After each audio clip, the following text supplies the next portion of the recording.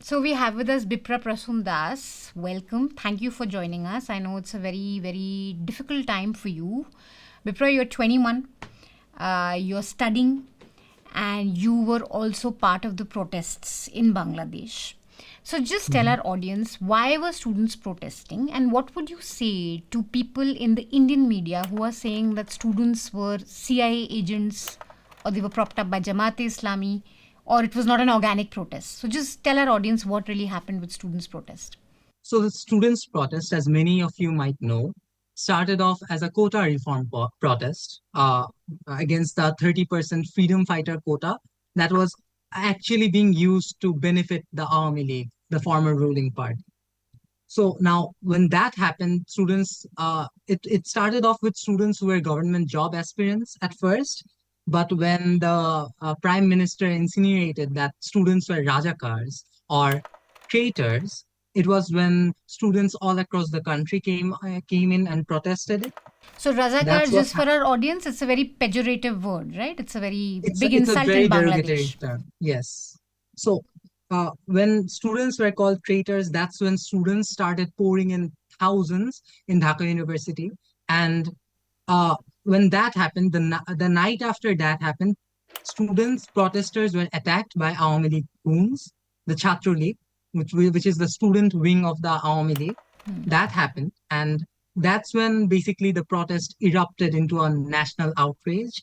And that's when we expected the police to do a better job, but the police sided with the dictatorial regime and teamed up with the Army League goons and shot at the students. Students died as a result of police firings, and since countless students died, and even after the court got rid of the quota, and the quota was reformed, by then it was too late for any kind of discussion or any kind of peace, because so many students had already died that we did not feel that this government gave actually cared about students, and we felt that we as students, we as fellow protesters of those who died, must do better. We must not let the people who have murdered them stay in power, and that's how the protest became a one-point demand protest, that Sheikh Hasina immediately steps down, and that's what it resulted in. So Sheikh what would Hasina you stepped say down. to those who are saying that the Jamaat-e-Islami propped up the whole protest? I would want to say that Jamaat-e-Islami did nothing. Jamaat-e-Islami and other right-wing parties in the country did nothing till they saw that the protest was gaining momentum. That's when they joined in. So the protest started off without them, and they wanted to take advantage of it. They joined the protest the moment they realized that the protest had the power to topple the Hasina government. And that's when they joined. So as a student who protested and saw this movement, what did you feel about what happened immediately after Hasina left? We saw lots of scenes of people in the palace roaming around with the sari. We saw people destroying statues. How were you feeling then? I felt so when Hasina stepped down, it was a moment of happiness for all of us, and people all across the country were very happy. And I think it was a lot of excitement there. But then things started to the images that poured in, things that started happening were a bit ugly. Because even in the palace, even in we say Gano Bhavan, there were there were animals. There were a lot of animals in the prime minister's residence. Those animals were also victims of a lot of cruelty from the people who stormed in. So things got ugly, and uh, a lot of other opportunists started breaking down all kinds of sculptures in the country, and a lot of vandalism happened. A lot of shops were broken down. A lot of offices broken down. So things started getting out of hand, and it was disheartening to see that. And a lot of people started saying that this is the immediate effects of this is not what the students who died for, basically. Now, Bipra, you're a Hindu. You're a member of the minority community there. We're also hearing disturbing news of Hindus being attacked, minorities being attacked. How unsafe do you feel? Are you worried about your relatives, your families? And why are these attacks happening on Hindus and even minorities like Ahmadiyas in Bangladesh? So I personally, when it comes to safety, I do not feel safe. That is true. My family, and I do not feel safe. We are living in constant fear. We are gripped with fear and uncertainty. And the same goes for my relatives all across the country. And to be very honest, any Hindu person right now in our country does not feel safe. That is because across 27 districts in our country, attacks on Hindu communities have uh, happened.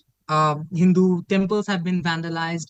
Hindu businesses have been uh, targeted and broken down. Hindu businessmen have been threatened. And all of these things have happened. And uh, now that I don't know why this is happening. This could be because the members of whoever remains of the uh, previous government, whoever remains, are orchestrating this probably for some political gain, or it could be members of the other right-wing groups that are historically known to be oppressive towards minorities. We don't really know. And to be very honest, most Hindu people right now, we don't really care. We just want this to stop. We just want Hindu people to be to stop being targeted. That's all we want right now. What would you want India's role to be in this? Because in the Indian media, we are talking a lot about how Hindus are being attacked there. It's become a very political point of discussion in India also. How would you want India to behave in this? What interventions would you like from our side? And how would you want Indian media to report on what's happening in Bangladesh?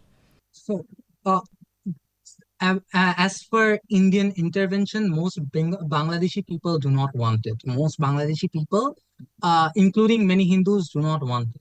uh, it's true that we are in a situation, we are in dire need, but we also want to let you know that we are capable of handling this ourselves. Also, or what we want to what we actually need is genuine sympathy, and we don't want to be political pawns. We don't want to be political pawns. We want genuine sympathy. We want genuine help. If they can genuinely help us, that's good. But what we don't want is being used for political gain. Hmm. Uh, the Indian media, I think, could have done a way better job at reporting this. They have exaggerated a lot, and this exaggeration has worsened the plight of Bangladeshi Hindus, because when this happens, when this exaggerated news has gotten out, and so much sensationalization of this uh, uh, vandalism on Bangladeshi Hindus has happened, what happens is when genuine victims voice their concerns, when genuine victims say that these things are actually happening to us, what happens is that the general Bangladeshi people who are already on edge dismiss this. They try to they try to downplay this. They're like, "Ha, this is Indian propaganda. We will not fall for it. This is India's attempt at dividing us, at sabotaging us." So, and that has created an environment of mistrust, an environment where Hindus in Bangladesh do not feel safe and protected. So, I think Indian media has done more bad than good for Bangladeshi Hindus by this exaggeration, and this has worsened the situation for So you're us. saying the sensationalization of attacks on Hindus in Bangladesh and using it politically is only damaging the cause of the Bangladeshi Hindus further. It makes their That is lives right. more difficult. You know, you're a young person who protested. A students' revolution, led to the toppling of a government. What is your hope for your country? What do you really hope happens next? I hope that, to be very honest, personally, I hope that none of the old political parties that have been historically known to be corrupt, that have been historically known to be oppressive towards minorities, and not just Hindus, every kind of minority, the indigenous community in Bangladesh, known to oppress those groups, I hope they don't see this as an opportunity to fend for themselves again. I hope that we actually find our voice. Young students, young people in Bangladesh actually find our voice in the government. I hope that things change for the better. I hope that there comes a day that Bangladeshi minorities don't need to be protected by anyone. Indian media, Indian government, by people inside the country. We don't need protection. I hope a day like that comes. I hope so too, Bipra. Thank you so much for talking to us, and I really truly hope that things become better for you guys as soon as possible and there's at least normalcy in the country. Thank you. Thank you so much.